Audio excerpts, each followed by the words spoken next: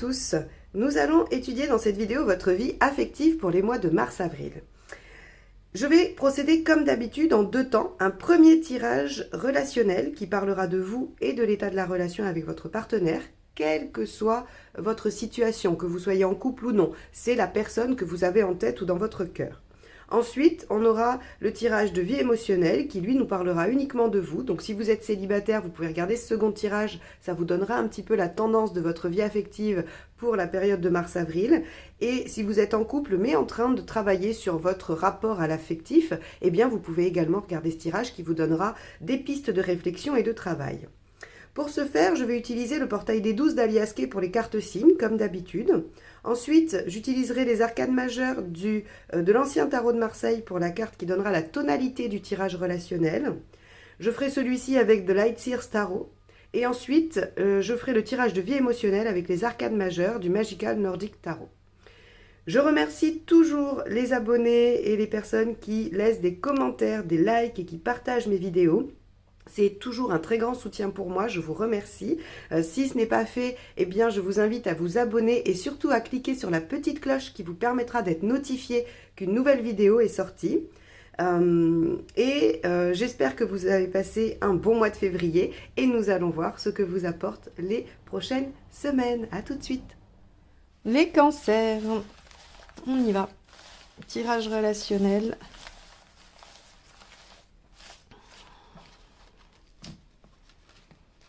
Mars-avril 2022. Allez. La papesse. Ok. Alors, la papesse vient nous dire que il va y avoir peut-être un temps de pause, un temps de patience, de latence. C'est une arcane qui est très passive, qui n'invite pas à l'action, qui invite à la réflexion, à la méditation, qui peut aussi nous parler de choses que l'on ne dit pas, des choses qu'on dissimule. Alors, pas forcément dans un but malveillant, plutôt parce qu'on sait que tout n'est pas bon à dire. Voilà. Donc, il y a un côté un peu secret et en tout cas méditatif. On va aller voir un petit peu comment ça se décline dans votre tirage. Allez, l'état d'esprit du partenaire. 9 d'épée. Ok. On a un partenaire ou une partenaire ici qui semble être assez inquiet ou inquiète. Le 9 d'épée, c'est les nuits blanches, les cogitations, les ruminations, les choses comme ça, en fait, où vraiment on se fait du souci. Alors, deux aspects quand même quand c'est dans l'état d'esprit, c'est soit on est quelqu'un qui transmet ses angoisses aux autres, soit on est très très sensible aux angoisses des autres et on les prend pour soi. Donc, on a un partenaire qui soit est hyper stressé et vous refile son stress, soit absorbe le vôtre et du coup devient complètement stressé. Donc, on va voir pour vous.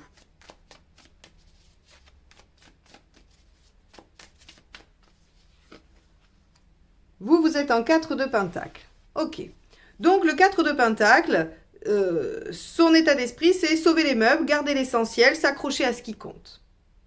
Bon, on va voir pourquoi vous êtes dans cette dynamique-là.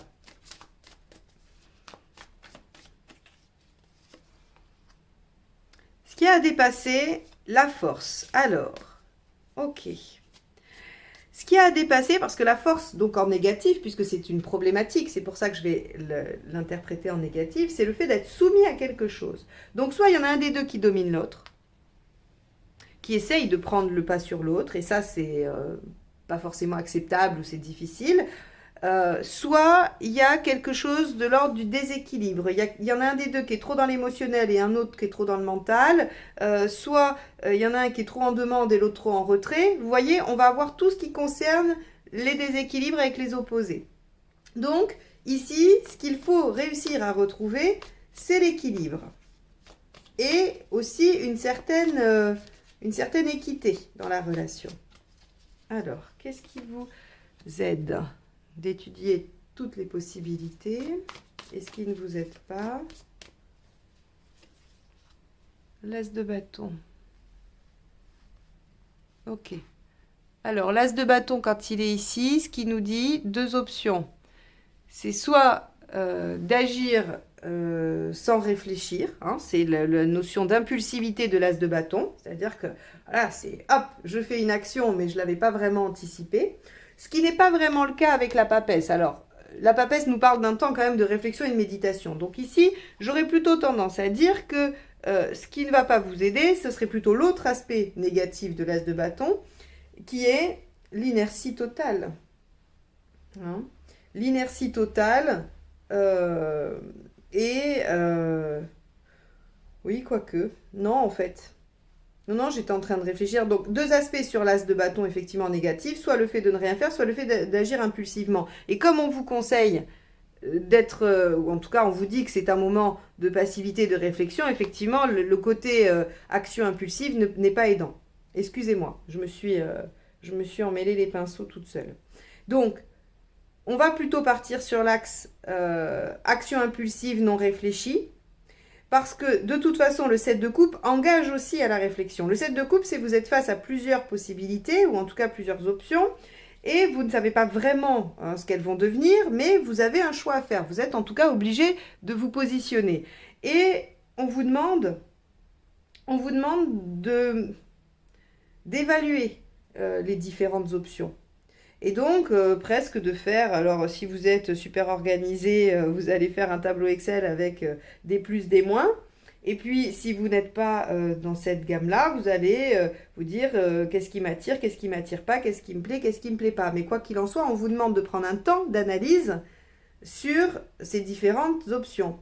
Donc ici, je confirme, la papesse qui nous dit que le mois va être assez calme, assez basé sur la réflexion et la méditation et l'intériorisation, ben, ça, c'est pas une action impulsive et non réfléchie qui va vous aider, mais plutôt une analyse fine de toutes les options que vous avez. Et dans quel but? Dans le but de retrouver un certain équilibre, de ne pas être dominé par une situation, et on pourrait même dire de refaire une santé à votre couple. Hein. Allez, on va aller voir l'intention du partenaire.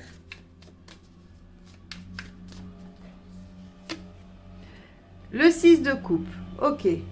Le partenaire, il est nostalgique par rapport soit au début de votre relation, si c'est une relation ancienne, soit il est nostalgique par rapport à des choses du passé qu'il a vécues et qu'il ne vit plus aujourd'hui, ou en tout cas qui sont compliquées, ou bien il a aussi quand même l'intention de s'occuper de tout ce qui va être familial.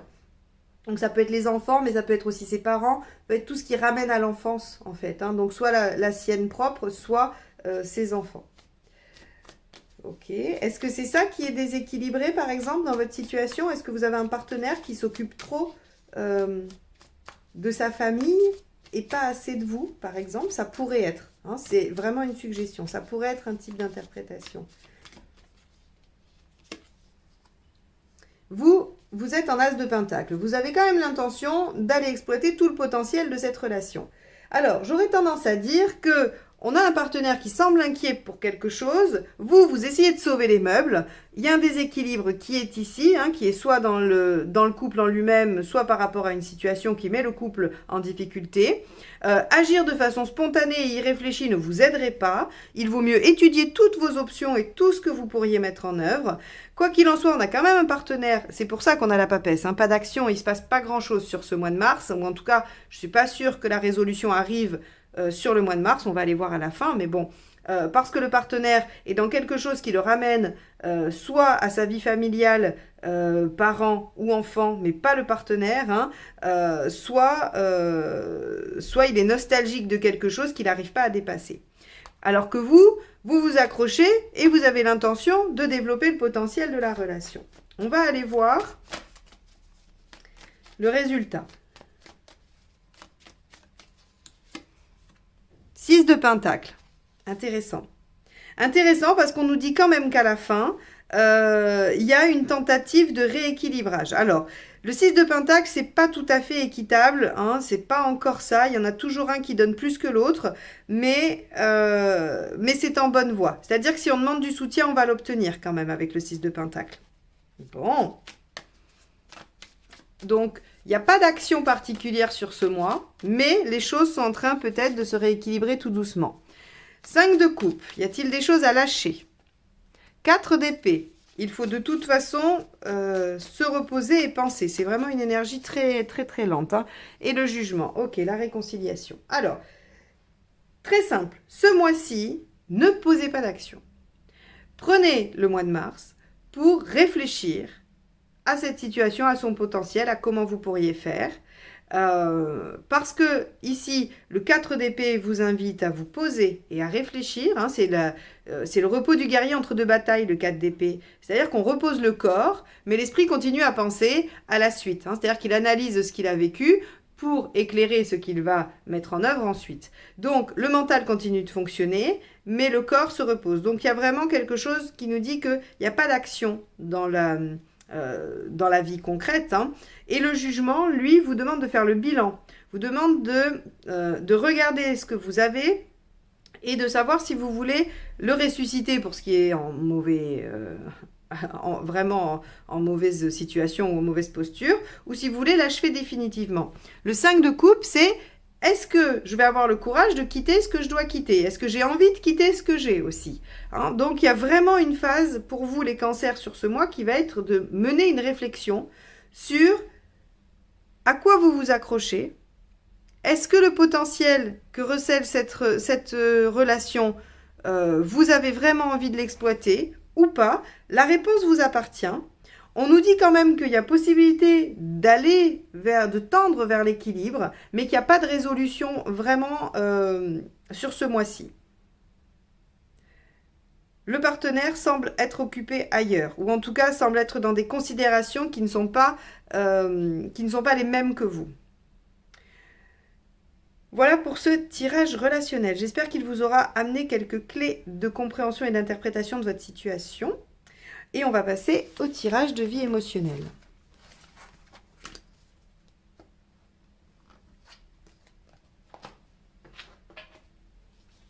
Allez, les cancers.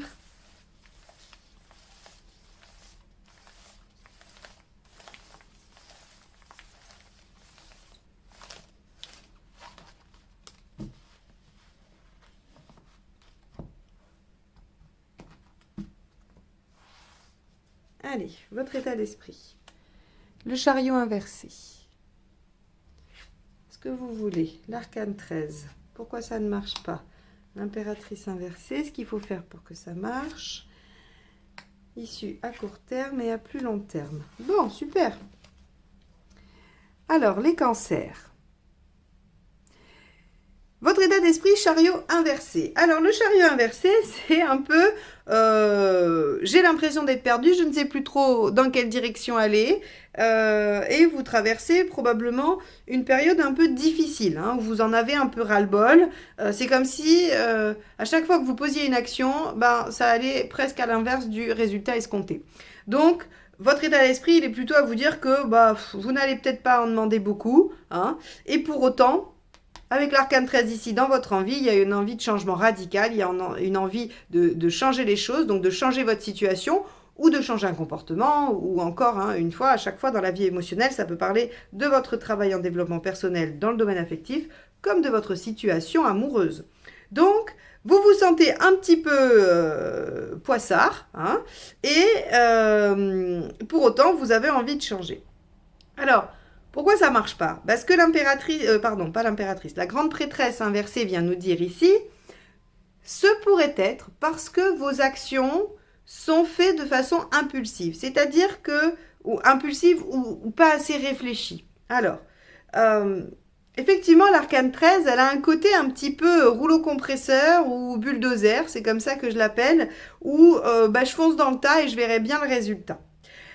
Visiblement, quand vous faites une action spontanée, vous vous dites, voilà, ça n'a pas marché, allez hop, je vais faire comme ça.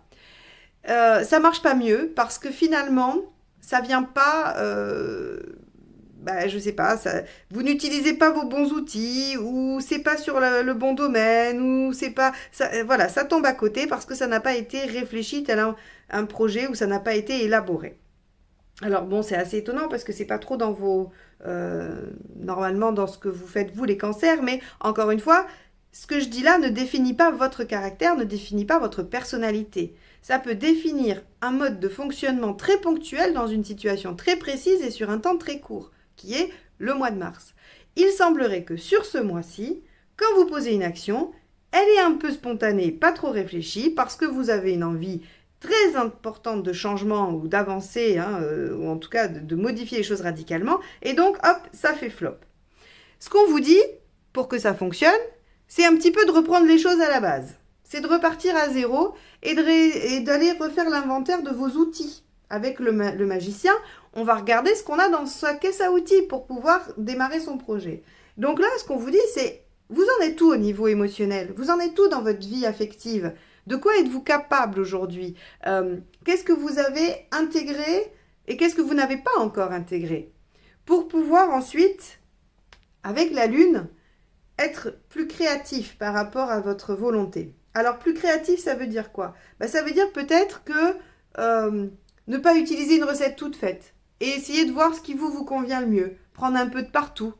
Parce qu'on pourrait penser avec la grande prêtresse que vous avez ingurgité plein de connaissances, plein de méthodes pour améliorer votre vie émotionnelle et affective et que vous essayez de les appliquer à la lettre. Ce qui en soi est le but d'une méthode, je vous l'accorde. Mais visiblement, là, maintenant, précisément, ça ne fonctionne pas pour vous. Et donc, on vous dit, regardez bien les outils que vous avez, essayez d'être créatif, d'inventer quelque chose qui vous convient et regardez ce que ça amène. C'est-à-dire que quand vous combinez vos outils très pratiques, pragmatiques, avec votre capacité à rêver et à créer, vous récupérez votre pouvoir dans la situation. Le diable, c'est « je suis confiant dans mon pouvoir de séduction, je suis capable de rallier les autres à ma cause, je suis capable d'aller chercher des plaisirs et de profiter des plaisirs. » Donc, dans votre vie émotionnelle, vous allez pouvoir récupérer le pouvoir si vous allez faire le bilan, le point sur vos outils et sur comment vous voulez les utiliser. Et là, vous devez faire votre propre sauce parce que finalement, le reste ne fonctionne pas. Ce que vous avez mis en œuvre jusqu'à maintenant, visiblement, n'a pas fonctionné. Pour vous mettre en chariot inversé, c'est que vous vous sentez en échec. Donc, très simple finalement, les cancers. Sur ce mois-ci, on vous dit, changez juste la méthode en fait. Faites-vous une méthode plus adaptée à vous-même en vous disant, ça dans celle-ci, ça me parlait bien. Il y avait aussi cette autre méthode, je vais peut-être mettre les deux et je vais faire un mix et ça sera ma méthode à moi. En tout cas, à plus long terme, c'est-à-dire au-delà du mois de mars, dès avril probablement, vous êtes quand même en bonne position et vous récupérez vraiment votre pouvoir d'action dans votre vie émotionnelle. Et ça, c'est vraiment très très chouette. Ouais. Ok, bon, les cancers, j'espère que ce tirage vous aura donné quelques pistes. En tout cas, peut-être, oui, des outils du coup pour réfléchir à votre situation ou en tout cas mieux la comprendre. En tout cas, moi, je vous remercie de m'avoir écouté jusque-là et je vous dis à très vite pour de nouvelles guidances. Bye bye.